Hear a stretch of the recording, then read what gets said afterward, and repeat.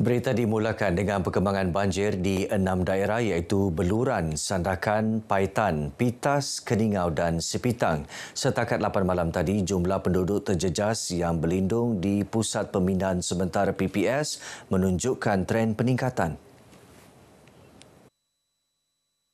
Berdasarkan infografik Sekretariat Jawatankuasa Pengurusan Bencana Negeri, 382 penduduk daripada 124 keluarga ditempatkan di 8 PPS. Jumlah itu meningkat berbanding hanya 344 penduduk daripada 107 keluarga 4 petang semalam. Daripada jumlah itu, daerah Sandakan mencatatkan bilangan penduduk paling ramai iaitu 119 orang, Beluran 92, Sipitang 74, Paitan 49, Keningau 38 dan Pitas 10 orang. 21 buah kampung terjejas banjir kali ini.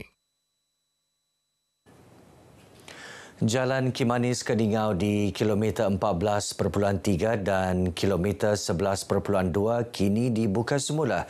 Jalan itu ditutup sejak awal bulan ini akibat tanah runtuh.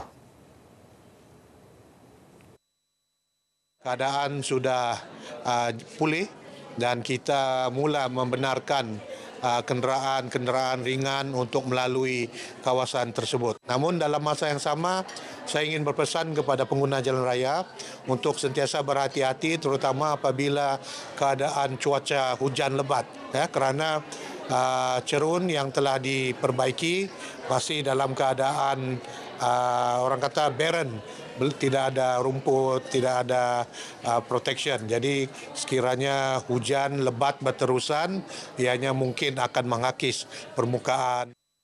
Datuk Shah Hilmi ditemui pemberita RTM selepas majlis iftar bersama warga Rumah Pusat Aktiviti Warga Emas Pawe di Kota Kinabalu. Beliau yang juga Menteri Kerja Raya memberitahu Jabatan Kerja Raya Sabah akan melakukan kajian tanah dan reka bentuk jalan ini sebagai penyelesaian jangka panjang. Kerajaan negeri meneruskan tuntutan 40% hasil negeri yang masih belum diselesaikan oleh Kerajaan Persekutuan. Timbalan Ketua Menteri Datuk Seri Panglima Dr. Jeffrey Kitingan berkata, dalam mesyuarat terbaru Jawatankuasa Teknikal Majlis Tindakan Pelaksanaan Perjanjian Malaysia 1963, satu mesyuarat khas dicadangkan bagi membincangkan perkara itu pada 30 Jun depan di Sabah. Tegasnya, kerajaan negeri akan melantik penaksir bebas bagi menentukan jumlah sebenar yang sepatutnya diterima Sabah sekiranya tiada persetujuan dicapai dalam mesyuarat tersebut. Jadi kita tidak mahu yang kita menerima pembayaran interim saja.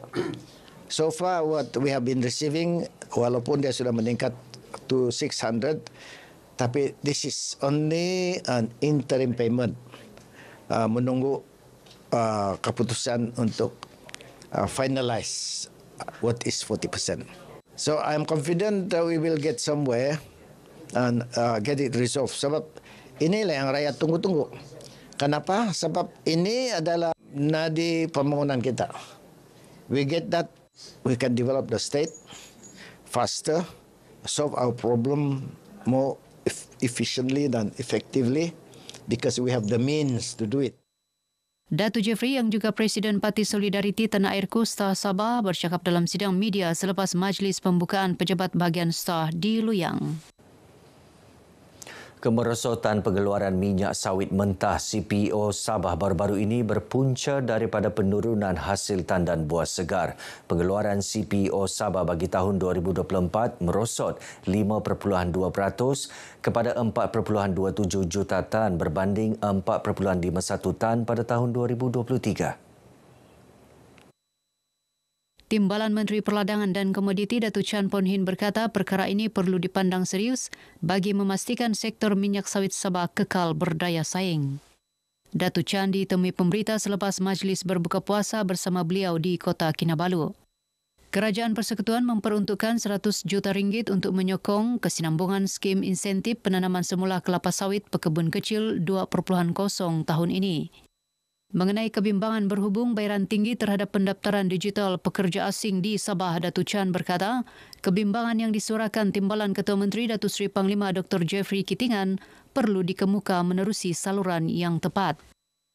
I think I agree with him. Kalau setakat nak pengumpulan data untuk jumlah pekerja asing yang berkhidmat di Sabah ini, saya rasa memang saya setuju dengan Datuk Seri Jeffrey bahawa sepatutnya tak ada fee atau kutipan fee yang dikenakan. Saya harap beliau dapat membawa isu ini secara rasminya di Kabinet Sabah. Perniagaan emas berpotensi memberi pulangan lumayan berikutan harga pasaran emas yang meningkat dari semasa ke semasa. Menteri Pembangunan Usahawan dan Koperasi Datuk Iwan Benedict berkata peluang perniagaan itu boleh dimanfaatkan gerakan koperasi di negeri ini agar mendapat pulangan yang tinggi sekaligus menyumbang pembangunan ekonomi negeri. Mengambil kira pengalaman-pengalaman banyak koperasi di seluruh negara yang terlibat dalam perkhidmatan dan perniagaan berasaskan emas ini menunjukkan pencapaian koperasi yang sangat baik sekali. Saya amat yakin Kokina Pro juga akan mencapai kejayaan yang sama. Beliau ditemui media dalam Majlis Pelancaran Koperasi Kinabalu Progresif Sabah Kokinapro Berhad di Penampang. Koperasi berkenaan kini dalam proses mendapatkan kelulusan daripada Suruhanjaya Koperasi SKM bagi memastikan perniagaan dijalankan mengikut garis panduan ditetapkan. Berdasarkan data Perangkaan Koperasi Negeri Sabah, terdapat 1,884 koperasi berdaftar dengan jumlah perolehan mencecah RM363.98 juta setakat Jun tahun lalu. Pengguna jalan raya yang merancang balik ke kampung sempena cuti perayaan diingatkan agar lebih berhati-hati ketika memandu terutama di kawasan terjejas banjir yang sedang dibaiki. Pembantu Menteri Kerajaan Tempatan dan Perumahan Datuk Isnin Ali Yasneh berkata beberapa jalan yang rosak teruk akibat banjir sebelum ini masih belum dibaiki sepenuhnya termasuk di Beaufort. Saya ingat Beaufort, kalau Beaufort Sepitang melalui Beaufort Lumadan sampai ke Western. Saya ingat jalan sebab ini kawasan semua memang yang dikena air lah masa banjir dalam. Dan juga kita sedikit di Kilas Baru, Beaufort Kilas Baru arah ke Membakut sedang dalam pembinaan. Jadi saya ingat hati-hati, jangan ikut rasa, nanti ikut hati membawa padah yang tidak baik pada diri dan keluarga. Beliau yang juga ahli Dewan Undangan Negeri Adun Klias ditemui RTM selepas majlis berbuka puasa anjuran Majlis Daerah Beaufort. Dalam pada itu, Datuk Isnin turut menasihatkan penduduk di kawasan Beaufort agar sentiasa bersedia menghadapi kemungkinan banjir gelombang kedua susulan ramalan hujan lebat dalam tempoh terdekat. Budaya membaca Al-Quran perlu diterapkan seawal usia kanak-kanak bagi melahirkan generasi berilmu dan berakhlak mulia. Ini kerana kitab suci Al-Quran mengandungi petunjuk kehidupan menyeluruh sebagai pembimbing sepanjang hayat. Yang di-Pertua Mimbar Pemuafakatan Ibu Bapa Malaysia MAPIM Sabah, Otto Sibik Sahak berkata pihaknya sentiasa mengalu-alukan penyertaan kanak-kanak dalam aktiviti pembelajaran Al-Quran. InsyaAllah memang itulah kita punya peranan sebab kita meluntur bulu daripada rebung. Jadi sudah tentunya kita memang mengharapkan penyertaan daripada kanak-kanak yang duduk tinggal di persekitaran masjid ini insyaAllah. Otto ditemui media dalam Majlis Khatam Al-Quran dan Iftar Ramadan MAPIM Sabah di Masjid Dato' Pangeran Galpam, Sandakan. Program tahunan ini dijayakan dengan kerjasama pelbagai pihak antaranya Pertubuhan Kebajikan Islam Sabah Perkis dan Persatuan Usahawan Wanita Bumiputra Malaysia Usahanita. Alhamdulillah, walaupun program ini sederhana tapi yang memberi impak yang tinggilah. Dan InsyaAllah akan datang, saya mohon juga kerjasama, bukan saya daripada MAPIM dan sebelum ni pun kita banyak kerjasama dengan pelbagai NGOs di daerah Sandakan ni. Program seperti ini merupakan satu program yang sangat mulia.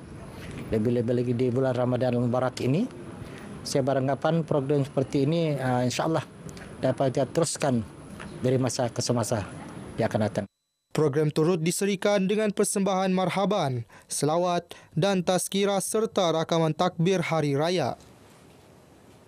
Baik saudara, paparan itu mengakhiri Berita Pagi Sabah kali ini. Menyusul selepas ini Berita Pagi Sarawak bersama-sama Lydia Yusrina di Kuching. Dari sungai hingga segara Palestin pasti merdeka.